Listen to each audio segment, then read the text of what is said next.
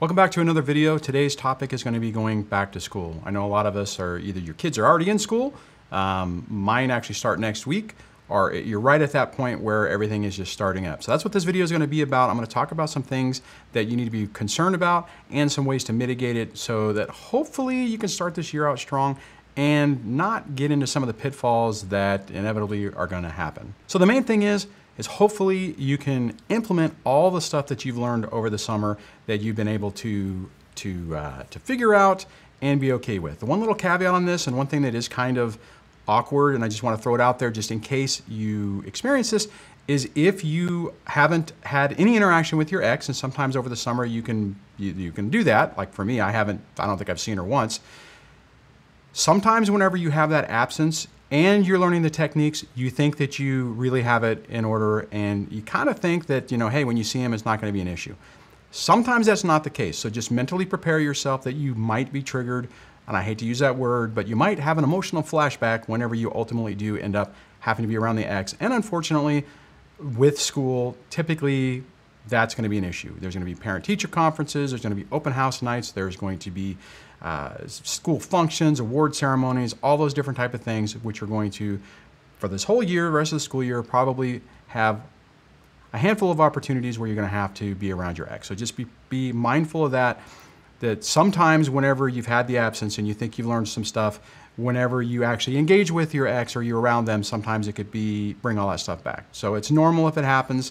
It's annoying. It's not really a lot of fun, but it does get better after time. Now, whenever I have to do that, it's kind of whatever. I just deal with it, focus on the kids, and it mitigates most of it. Okay, so rolling into the school year, the main thing I want to hit is hybrid no contact is critically important.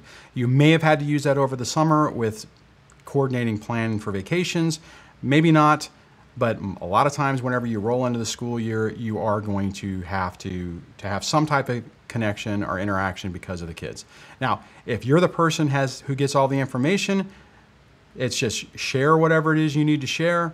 Keep it as simple as possible. I'll link into the cards for the videos that I've talked about hybrid no contact if you need to review that, so that you get yourself in that mindset on how to interact with your ex when you're going through this so that they don't push your buttons. Okay, the next thing is to work really hard to not have a reaction when you are around them. Everything that they do is all set up to basically boop, push you, poke you in the eye in an attempt to get a reaction. So anticipate that, even if they are really, really, really pushing your buttons, do not respond at that moment. Get away, try to act as calm and stable and as just zen as you possibly can. And then when you're away from them and you're away from your kids and you're away from any flying monkey that can report back that they were able to get under your skin, that's when you can do that. But when you're around them, be as calm and cool and collected as you possibly can. If you can also wrap into that being natural, that's even better. It's a little bit harder, but if at the very least you're just basically there and you're just trying to be quiet and you're just trying to participate for your kids, that's fine. That's a tough one, right? That takes time and skill to perfect that. The next thing is anticipate them doing everything in their power to try to create conflict. That kind of rolls into what I was talking about before, but this can also manifest itself in a bunch of different ways. And if you're in the early process of this, really stupid stuff is going to happen. For instance, and I did have to deal with this early on, is there's a school function, it's on quote unquote their day, and they try to tell you, well, it's my day, you can't go. That type of thing is going to be crap. Now, for the most part, I would say unless your kids have been put into the middle and they're begging you not to go, and that's a totally different situation, just go.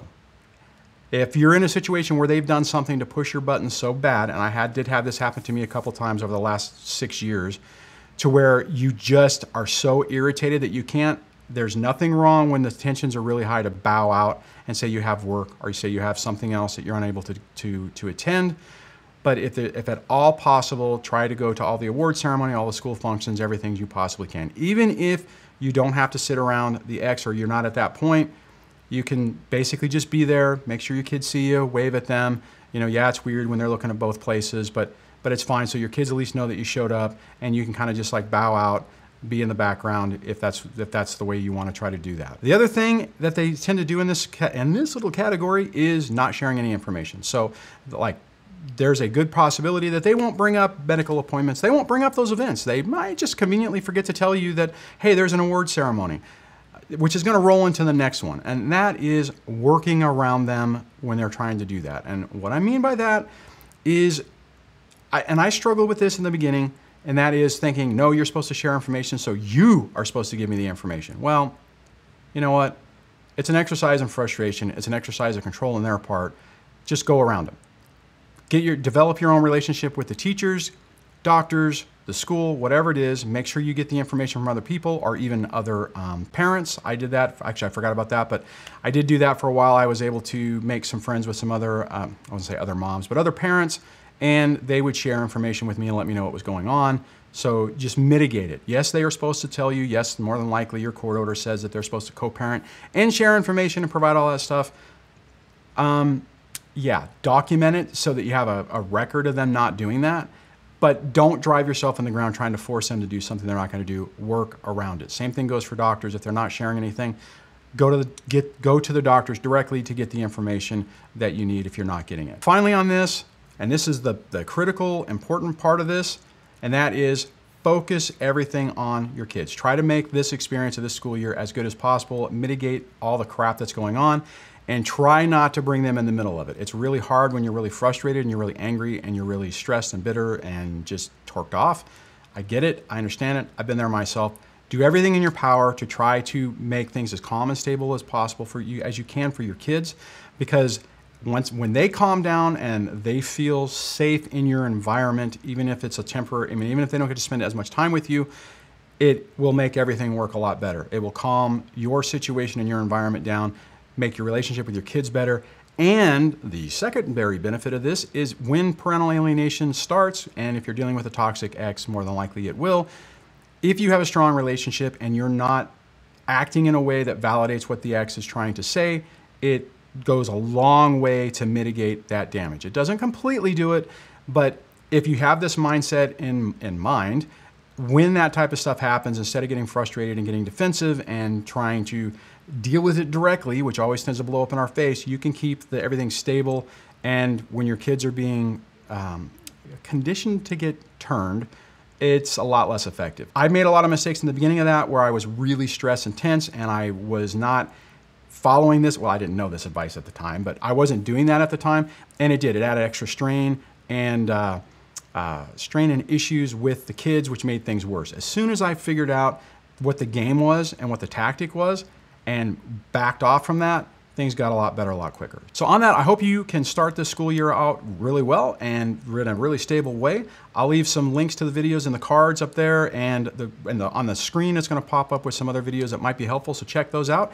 If you know somebody who's in this situation and they're getting ready to start school, or they already have and they're in the beginning process of this, send them this video because maybe it can help them, and then all the other videos can really help them make this a little bit better year.